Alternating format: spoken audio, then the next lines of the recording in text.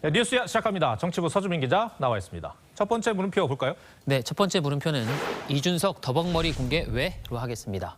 네. 이 사진을 보니까 이 더벅머리 시절에 이준석 대표인데 네.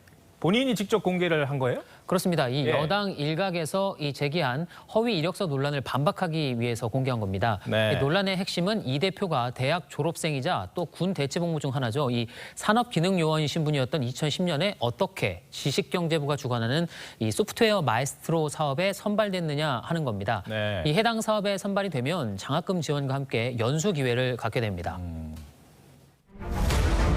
지원 자격도 안 되는 사람이 허위로 지원해 장학금까지 받았다라고 하면 업무방해나 사기가 될 수 있다라고 문제를 제기한 겁니다. 그 지원 자격이 어떻길래 그러는 건가요? 예, 지금 보시는 게 이 대표가 지원했던 1기 그러니까 소프트웨어 마에스트로 연수생 선발 공고입니다. 이 지원 자격 중 하나로 대학교, 대학원 재학 중인 자로 명시하고 있습니다. 네. 그런데 이 대표는 당시 하버드대를 졸업한 뒤에 산업기능요원으로 근무하고 있었습니다. 예. 신분을 속이고 지원한 것 아니냐는 의혹이 그래서 나오는 거군요. 그렇습니다. 그래서 이 대표가 더벅머리 사진을 붙인 자신의 이력서까지 공개한 겁니다. 이력서에는 하버드대 졸업 그리고 산업기능요원이라고 스스로 밝히고 있습니다. 네. 특히 산업기능요원은 석 달 뒤인 9월 복무 완료 예정이라는 사항까지 명시했습니다. 그러니까 적어도 이 대표가 신분을 속이지는 않았다는 것. 그런 것은 분명해 보이네요. 예, 그렇습니다. 그러자 이번에는 당시 관련 사업 보고서에 병역 특례로 회사에 근무 중인 자는 지원할 수 없도록 돼 있다며 특혜가 있었던 것 아니냐라는 의혹을 제기했습니다. 허위 이력서 이제 의혹 제기에서 특혜 쪽으로 방향을 바꾼 것 같은 그런 느낌이 좀 드는데 예. 어쨌든 당시에 그 이준석 대표가 병역 특례자였잖아요. 그렇다면은 좀 문제가 될 수도 있는 거 아닌가 이런 생각도 들어요. 예, 그러니까 이 대표는 당시 사업 보고서는 1기 사업을 진행하면서 생긴 내용을 반영해서 만든 것이기 때문에 그 전에 지원한 자신과는 관계가 없다라고 반박을 했습니다. 2012년에도 강용석 변호사가 이 문제와 관련해 특혜가 있었다면서 검찰에 고발한 적이 있는데요. 당시 검찰은 이 대표가 산업기능요원으로 근무하던 업체에서 사전 승인을 받고 외출을 했고 대체 근무를 한 것도 확인이 됐다라면서 무혐의 처분했습니다. 지켜봐야겠습니다만 검찰이 봐주기 수사를 하지 않았다면은 법적으로는 문제가 없는 것 같다는 생각이 들긴 합니다. 그런데 여당 의원들이 10년 전 일을 끄집어낸 의도가 있을 것 같아요? 예, 지금 이 대표가 강조하고 있는 공정 가치에 흠집을 내기 위한 것이라는 분석이 나옵니다. 특히 최근 국민의힘 당세 확장의 주요 기반이 2030 남성들인데 네. 민감하게 생각하는 이슈 중 하나가 이들이 생각하는 이슈 중 하나가 바로 병역 문제죠. 하지만 여권 내부에서는 역풍을 우려하는 목소리도 나옵니다. 김성회 열린민주당 대변인은 야당 대표에 대한 문제 제기는 좀 더 날카로워야 한다며 결정적인 문제가 있는지 확인한 후에 검증 공세를 하는 게 맞다라고 했고 이 민주당도 공식 유튜브에 이 대표의 병역 비리 의혹이라며 올렸던 영상을 올렸다가 삭제하기도 했습니다. 알겠습니다. 첫 번째 물음표 정리해 볼까요? 예, 첫 번째 물음표 이준석 더벅머리 공개 외의 느낌표는 선택적 호흡 곤란으로 하겠습니다. 네.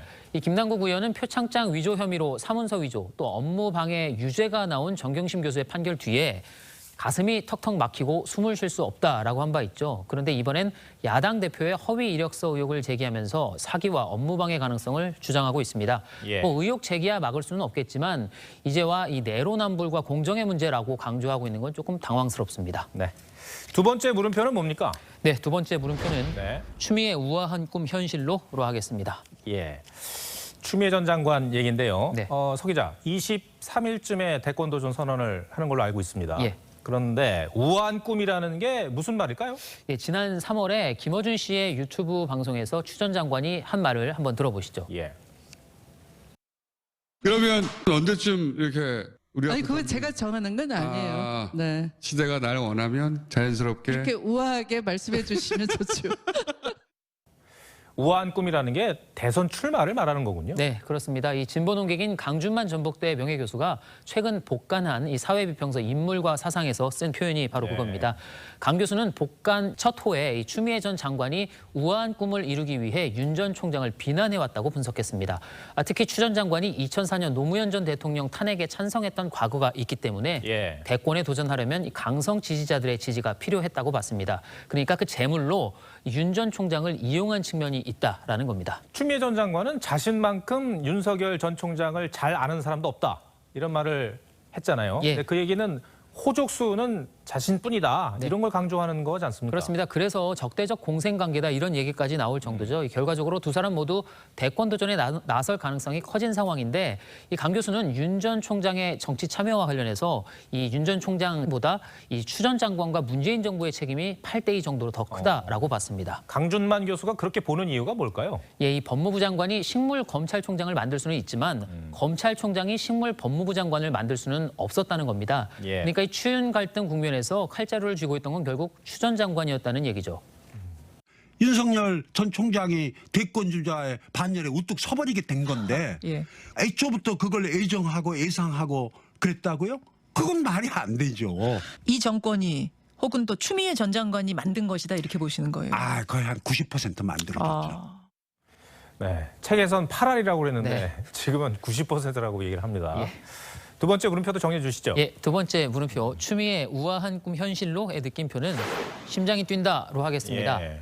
이 추 전 장관 출마로 중도층 이탈 또는 윤 전 총장 지지율이 올라갈 것이라는 이 환영 아닌 환영이 바로 야권에서도 나옵니다.